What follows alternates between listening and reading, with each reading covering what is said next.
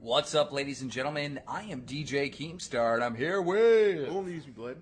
And basically, this is the BadKidCast, where we put up a audio recording of our beautiful voices while you game.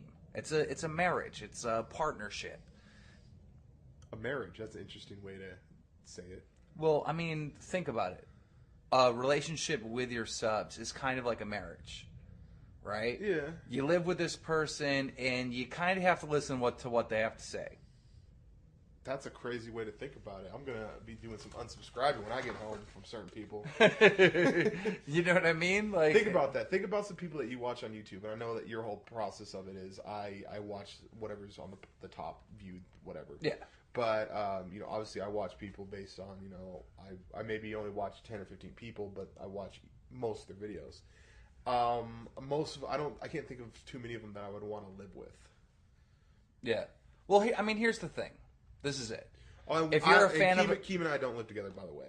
Yeah, a lot of people think that we don't. No. But all right. Imagine. Who are you a fan of? Who do you watch? Fan of Thunder. Okay, so you watch Thunder videos. Yes. All right. You have to listen to him. I mean, he's talking. That's what you're forced to listen to him, right? I'm not forced to, but I enjoy listening to him. Then there's a spot where you get to tell him shit. It's on the comment section, like, "Hey, good video," or "Hey, don't do this," or "Change this up," whatever. Yeah. That's where the criticism is. Mm-hmm. It's exactly like a marriage, bro. So you're forced to listen to one another. But no, and I don't agree with that word "force" because if you don't want to, then it's over. Then it's a divorce. Okay. If you're not forced to, but if you walk away, then it's a divorce. The marriage is over. You know what I'm saying? Like, picture this. Think about when the YouTuber is like, "Dude, I just need my space," and he fucking disables comments. He's like, "I don't want to talk to you right now. I just need some space." Then they just don't make the video then. No, they just disable. How are you going to make a video and be like, "I need my space, guys, so there's no comments in this video. Just want to talk." Like, what? Because the person has overthought it. They're like, "Look, I'm going to say something, and my wife, known as these subscribers, are not going to like it, and I'm not even going to give them the opportunity to respond." Bam, no comments on the video. It's a marriage, bro. There's no marriage when you can go, "I don't want to listen to you, but you're going to have to listen to me." That doesn't work. That's what I'm saying. That's I'm telling you what it is. I understand the relationship. Whatever. I get what you're saying. I just don't want to commit like that. Like, I don't want to say I'm married to Thunder, but I'll watch his videos if they pop up in my sub box. You have a relationship with each and every single person that's watching this, right? We have a relationship with. It's a one-way relationship, but yes. It's not really a one-way relationship. It's more one-sided, but I don't get to hear their side. But I make a video. They have a comment section. They can say anything they want about anything we talk about. But I think, okay, so there's different levels of discussion. Okay, there's direct messages, there's tweets, there's comments, and there's videos. Sometimes people seem so people get compelled so much to want to make a video to reply to your video. Right. Okay. I don't think a comment in a YouTube section is on the same level. It's not. But at the same time, I'm just mad at you. That's what it is. So I'm going to argue with everything you say because we did an amazing fucking podcast. It got deleted somehow. Conveniently, it got deleted. Okay, you know me, and you know how I hate to go in hater mode. I kind of didn't really go into hater mode, but I exposed a little bit too much, and I felt insecure about what I was talking about, and I didn't like it. So you deleted it. So I didn't. You were just saying, okay. All right, I deleted it. I didn't want it to go to publish. And there's times where that messes with the relationship I have with you, kind sir. But you understand that there's been times. This is our baby, and you decided to abort our baby. We're making a new baby right now. But why do we have to abort the old baby? The old baby was a good-looking baby. That soundbite is going to fucking... There's going to be a Bad Kid Podcast homos website that you click the button where Keemstar's like, "Hey, we're making a baby right now." So just to break it up, just to kind of like explain what happened. We were doing the podcast just like we're doing right now, and Keem needed to take a break to get a drink or something like that, so we stopped it. and he looks over at me after the podcast is done. It's like, bro, this is shit. This is garbage. And I'm like, this is great. And we always have these very rare. Okay, a lot of times we do a podcast like the only reason why this podcast works is because we're so fucking different. Yeah, you know exactly. what I mean? That's the only reason why it does work. So there's stuff that I find awesome, right? And I'm just like, this is fucking retarded. And there's stuff that he finds awesome. I'm like, no, fuck this. So So normally what happens is we do the podcast. We're both like, hey, we both say that was good, awesome, show done. Then we come across these podcasts that I might think is fucking amazing. And Keem's like, nah, I don't even want to print that. And there's podcasts that Keem's like, this is the greatest shit ever. And I'm like, I don't really want to do that. And typically we've had like an unspoken rule that when we butt heads saying this is good or this isn't good, we just kind of go with well, let's give it a try. Let's put it out there, see what it is. Because the other person I was such an advocate of like, this is the greatest thing ever, you know? Yeah. But Keem took the file down to his computer and was like making a link video or something. And he's claiming this is his. I came back and lied. I came back and said, "Dude, I accidentally deleted all the stuff." I just flat out lied, and I had to tell the truth right now because you put me on the spot, motherfucker. But see, that's what I'm saying, bro. Like you can't. Like, why would you delete that though? I understand you thought it was bad, but I thought it was great. I know. The thing is, sucks, bro. I kind of had the power because I had the memory stick. So the decider is the memory stick? Get the fuck out of here. The thing is, look, if there's something that I really don't want to go up, it's not going to go up. But there was nothing offensive. There was nothing in there that I get that you're upset, but if there's something that you do not want to go up, it's not going to go up. That's true. Okay, that's why there's two levels of it. There's I was thinking that you thought, you didn't think it was good. Okay. I thought, look, I could come down here and argue with you, and at the end of the day, you're going to respect me enough to be like, okay, he doesn't want to upload that and not do it. Can I ask you why you didn't want to upload it? It's not even a respect. Right, it's gone, period, so it doesn't matter. But like, all right, what was the reason? What didn't you like about it? I was talking about comedy. And I was saying how, God, what's the point of deleting it if we're just going to talk about it? Basically, I made this point. I said, comedy... I hate comedy so much because there's no definite answer. Yeah. You are an idiot. You're tricking me into making the same podcast I just deleted. Did you just call me an idiot because you think that I second level tricked you into recreating the podcast? Yes, because I caught you and it didn't work. You know what? You know what I found? You know what I found is an amazing way to get out something that you know people are going to hate, but get it out there, but still allow them to see it, but not hate on you. Okay, sometimes I'll think of a really fucking offensive tweet, right? Mm-hmm. And I'll write it out, and then I'll debate on clicking that tweet button. Okay. What I've done is on my iPhone, you can pull up a little thing that says, save the tweet as a draft or delete it. Mm-hmm. So I'll put my offensive tweet. Like the last one I did, I said, I think that one of the best way to tell your parents that you are gay is just to show them on the screen that you're playing Minecraft. That was my tweet, right? But I thought, dude, it's a bad idea if I tweet that because you're attacking a culture of gamers, and they're not going to get the joke, and it's kind of offensive towards them, right? Yeah, kind of. Okay. So I didn't want to tweet that, but I still wanted to share that thought, and I've come up with a crazy way. I pull up the delete button on the tweet, like the don't send, delete from draft or whatever, and then I screen cap that action. So I tweet out, you know what? I think I have self-control because I didn't tweet this, and then I show the thing. So people go, yeah, it would have been really bad if you tweeted that. Yeah, I know. That's awesome. Yeah, that is such second level. Such second level, because obviously there's some people who are like, well, didn't you kind of tweet that because you sent it out? And I'm like, no, I didn't send it out. You can see I deleted, kind of play devil's advocate or whatever. But isn't that a crazy way to actually say? That's like if you were in an argument with a wife. I'm not gonna lie, but I'm gonna steal that. Go for it. I'm gonna definitely be tweeting like that. Okay, so imagine you're in a conversation with a wife, like, if I was an asshole, this is what I'd say, and then I just rip into her. You know what I mean? That's like a lot of people. A lot of people do that. Some people talk like that. That's a perfect analogy. Yeah, that's on the money there, because you've heard people say that. Like, look, I'm a nice guy. I'm going to let you off the hook. You don't have to pay. If I was an asshole, I'd tell you this. I'd say, look, you're a fucking bum. You got a drug habit, and sucker. And so it's a way to tell people like offensive shit that they probably should hear, or whatever the reasoning is. but you're like giving yourself a pass. Like, I didn't say That's that. crazy because that is a awesome form Of second level. Of second level, and it's a real thing, and you've translated it into a tweet. Wow, that's mind blowing. Mm-hmm. We'll be back right after this. Ladies and gentlemen, we are back. DJ Keemstar and Only Blade, brought to you by the BadKidCast. The BadKidCast. We did a podcast 2 podcasts ago, and we told people, we're like, yo, if you're an adult and you have a place to party, we would gladly come to your party or whatever and do the BKS show there. Mm-hmm. We're coming. Mm-hmm. We're coming. Mm-hmm. We're coming. Mm-hmm. Fans, man.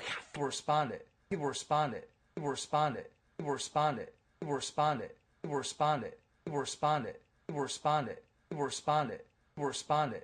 People responded. People responded. People responded.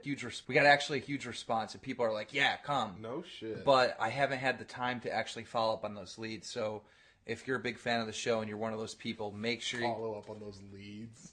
Well, I mean, like you're a stockbroker. When we find out if yours is good enough to invest into. You'd actually be a good detective. Yeah. I think you'd be a good detective because, like, I think that you'd be able to talk to people and divvy into what the truth is. You know what I mean? I mean, I do. That's what I do. I don't know. The thing is that is what I do. You're not a detective on it. You just report the news. Do you have people out in the field finding controversy for you? Have you ever had, like, is your drama something that you catch, or do people actually just, like, at you and say, drama alert, go? How often is it? All right, this way. All right, this way. All right, this way. All right, this way. All right, this way. All right, this way. All right, this way. All right. So, Drama Alert started by me following a bunch of people on Twitter, noticing a fight, and then alerting everyone. Mm-hmm. So, I did all the groundwork. I sat on Twitter a long time and figured out what was going on and got it out to the people when drama occurred. All right? Uh-huh. Then I started Drama Alert Nation with the videos and stuff, and I built a fan base, so I got tweeted like a million times when something would go on, and I would constantly know about it. I wouldn't miss a thing. Like, there's been times where commentators are like, damn, Keem, you're so fast. Like, they're the ones in the fight. Yeah. They get Drama Alert, and they're like, how the fuck do you know? Like, what? And it's because people that are fans tip me off. So it's almost like, you know, you've been working on your channel, but you've got big enough where you need to hire a camera crew and stuff like that. That's kind of what happened with Drama Alert. You know what I mean? Is now I have all these freelance reporters, like, letting me know instantly when drama occurs in the community. You know how I knew that you, of how serious you take the Drama Alert? All right.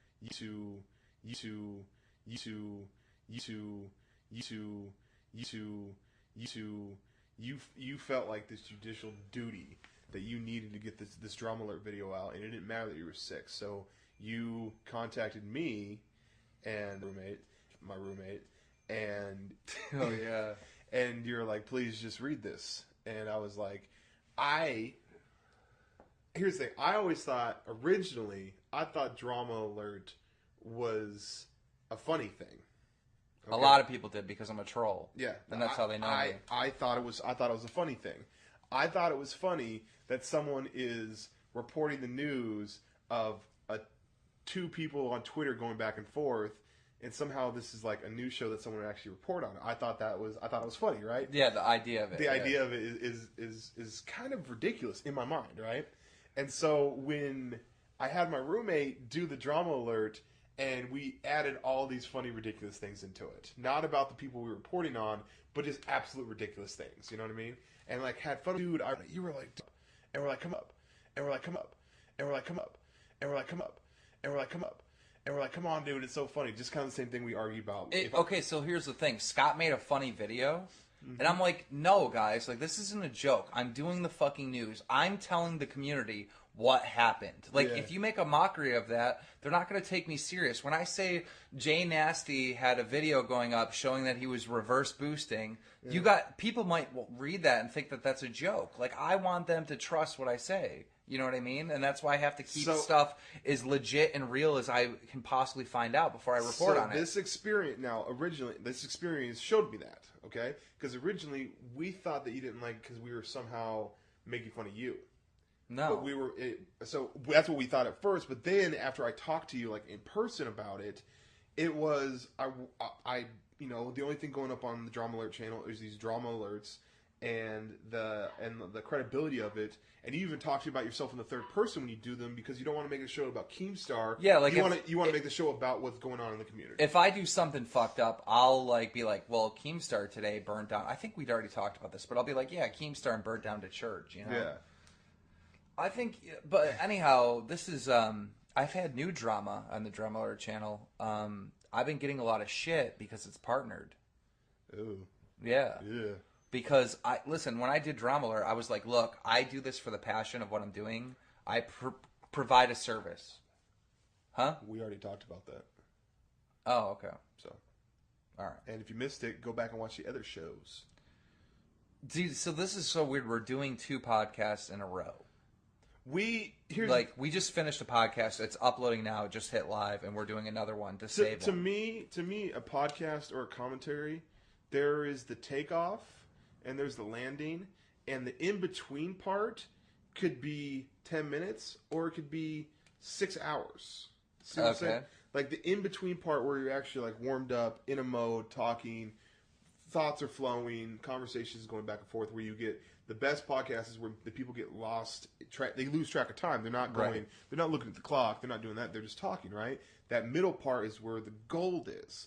So as we're doing this podcast, we get to a stopping point, and then Keem gets excited. He wants to make sure that you guys watch it, but we're still in that flight mode. We're still in that mode where it's just like, I can keep on going. Dude, we talk about the podcast too much. Let's talk about something else. All right, bring it up. Let's talk about something interesting.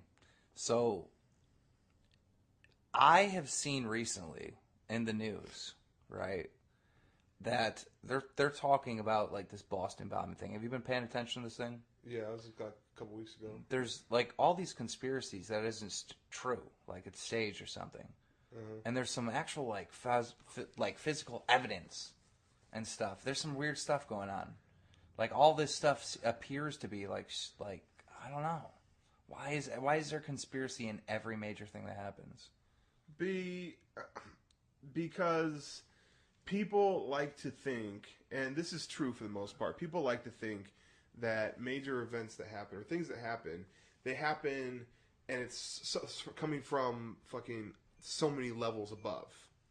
I.e., someone above the president okayed something that caused the Illuminati, or you know what I mean? Whatever. Like so many people are so into like this Illuminati thing, and they're so into this higher level. Like there's people above the Secret Service and FBI that make shit happen. Like if you ever watch, I don't know if you ever watched Prison Break, but it's like some weird task force of people that call the shots, and really the president is just a puppet and all this kind of stuff. So when something crazy, something ridiculous like the Boston bombing happens, we don't accept, or we don't want to accept the fact that maybe this dude was just a nutty dude.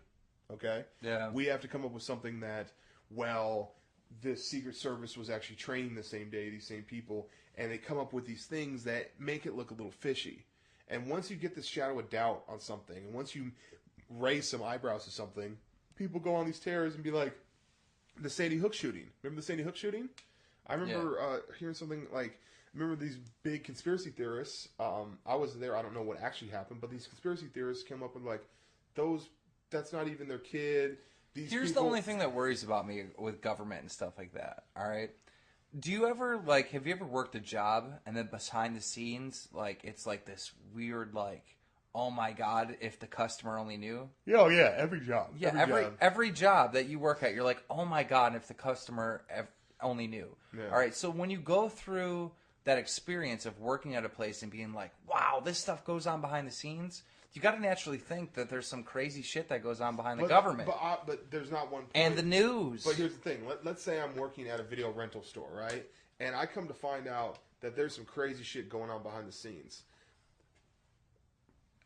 My first instinct wouldn't be, you know what? The fucking customer needs to know about this. So next time they come to my register, I'm going to tell them what's really going on. See what I'm saying? All right, but that feeling is like if people knew what was going on here, they wouldn't purchase their movie here. Yeah. Yeah, right? Right. If people knew what was going on here, they wouldn't buy their hamburger here. That's a better example. So why couldn't you naturally say, if people knew what was going on here, you wouldn't trust this news station. If people knew what was going on here, you wouldn't trust your government. If people knew what was going, you know what I mean? Yeah. But every time we say that, it either gets shut up or gets bought out. You know that people that make there's been, for years, people have figured out how to make, like, the grease from, like, teriyaki places. They figured out how to turn that into, like, biodiesel, right? The government will buy the recipe or the process or the patents and all that kind of stuff, pay them out. They'd be like, oh, this is great. We'll give you $50,000 for this, or whatever amount of money they want. And then for the rights to this, right? And so they fucking, like, here you go. Yes, I'll take 500,000, whatever. And then they shelf it. They just never use it. Well, because if they would come, if that would be a viable option. Well, that was a bad example because you can actually make biodiesel. I understand. You're talking about, like, someone creates a car that could go like a million miles on 1 gallon, right? Yeah.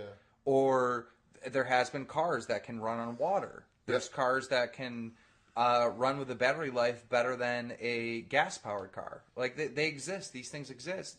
And the reason why they don't get out there is because throughout time, the oil companies purchase those patents. That's what I meant to say, the oil companies. Yeah. The oil companies will purchase it because they know if that particular item comes out, then they're fucked. Like, they showed a carburetor that got something, it was ridiculous. It was like 110 miles per gallon. Yeah. That was made in like the 1920s. Yeah. All right? Or maybe it was the 30s or 40s, I'm not sure. But it was made early 19th century or 20th century, to say it correctly. And basically, the person that built this thing got killed. They killed him. That's crazy. And they bought the patent from the family. Remember, this is going along the same way where they pretty much just knock something off or whatever that could actually help people, but it's not good for business. Okay. You want to hear? Wait. Well, let me tell the story real quick. If we can we stay in the car thing? Yeah, go. All right, because at Alfred, which is near here, there is this college, and they made a car that got something like 72 miles per gallon, and they had them on the local news. And the teacher there was like, if I can make this with 20-year-old kids, why can't Chevy and Ford do the same thing? Yeah. You know what I mean? And it's because the oil companies are tied in with the manufacturers. But go ahead. Okay. So a couple, I think it was last episode, we talked about DUIs, right? We talked about, and I lived in a city called Kirkland. Okay. And Kirkland was like the DUI capital. There's an amazing story about this dude that acted drunk and got out of his car, and the police pulled him over, and they asked, "Well, you're obviously under arrest." He's like, "Why? I haven't drinking anything." He's like, "You're obviously drunk." He's like, "No, I'm a designated decoy," and all his friends fucking drove off.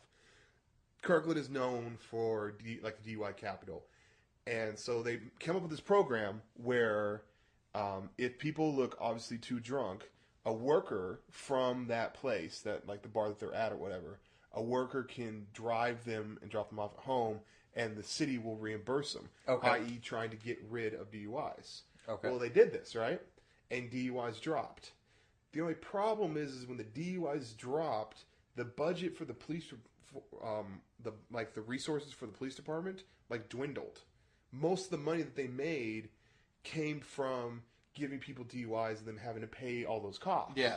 So literally by them preventing DUIs, which is a good thing, it killed their income for the police department. So they got rid, they basically just killed the whole thing about having the bar have one of their employees drive these people home, and DUIs raised up and the resources got to come back. That's just, isn't that crazy to you?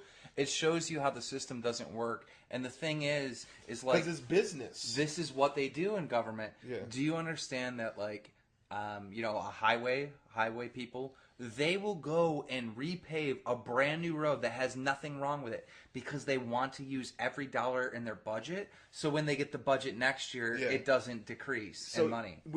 Everyone looks at all these things and say, "Oh my God, they're spending so much money on this when they could be spending money on this or whatever." The thing is that those departments, whatever it's highway, whether it's prison, whatever, those departments have to spend that money. They need to figure out ways to spend that money, because if you think, oh, wouldn't it be better if they were to cut costs and bring it down? No, because if they cut costs, they're like, okay, well, you made it on $100,000 last year. All you're going to get is $100,000 this year. It doesn't work like that. So they literally, it's a really, really odd situation where you have to figure out ways to spend money to make sure that you're still going to get money. Yeah. And it's an ass backwards way of thinking because it's business. Like, business and government are mixed in too much with each other. I think so, at least. Government has become a business. No, absolutely. You know what I mean? And it's a very... Like, how does someone get the money? Okay. It's hard to... If someone wants to go to all the 50 states, like, on a campaign, how is that funded? Lobbyists, right? Right.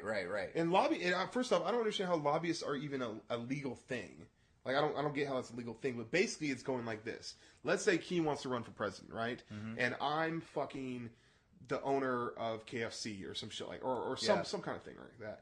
I'm like, Keen comes to me, he's like, hey, I'm running for office. I was wondering if you could help me out because I can't supply my own money. I was wondering if you could help me because there's rules against that for some stupid reason.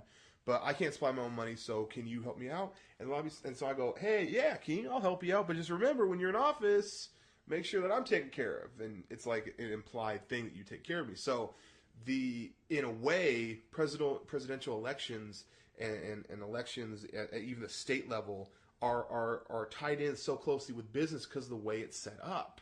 So in the simplest understanding of terms is that corporations own the government, not the people.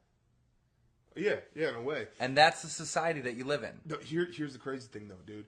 The crazy thing is that I personally feel that there is, as more and more people learn about that, as more and more people realize how fucked up the situation is. Some people are just walking around in the Matrix. Like, they don't want to admit to that. At some point, there's someone out there that's like, cancer's a good thing. Because we're making money on it. You know, think about how fucked up that is. You know what I mean? That a fucking senator or a representative of the House would vote so cancer sticks around so certain people can make money from it. Think about that. What is in it for a doctor to give you some kind of pill that makes you all better and you don't even have to go back to the doctor? There's nothing in there. They'd rather give you something like... Doctors, in a way, are like legalized drug dealers. Well, but you can't say that about all doctors. Not about all doctors, but there's some... But the problem is the doctors come from other people, and the whole system gets corrupted because they think that's the right thing when it's not. Yeah. But what I'm trying to get at, though, is as we learn about this, as people start to just open their eyes and just not just wake up, go to work, come home, pay your taxes, and go to bed, they actually start to kind of question things. I think that there's enough people that there might actually be a revolution or overturning of this bullshit. I don't think so, and this is why. This is America. Yeah. And we're even lazy. though no, that's not my answer. Oh. I truly believe that there's opportunities for anybody to be anything in this country, and I love my country. Mm-hmm. And the beauty of it is, even though corporations have all the control, each one of us has the ability and opportunity to be a corporation and own the government as well. That's where the checks and balances are. Yeah. That's where I'm not like, evil corporation, because if I had a corporation, I would do that same thing. I would do the same thing, and I think you would too, and I think everyone would. Everyone would, yeah. So, you know what I mean? It's almost like, he's got more subs than me, I hate him type thing. You know what I mean? That's a crazy way to look at it, but I do see the comparison.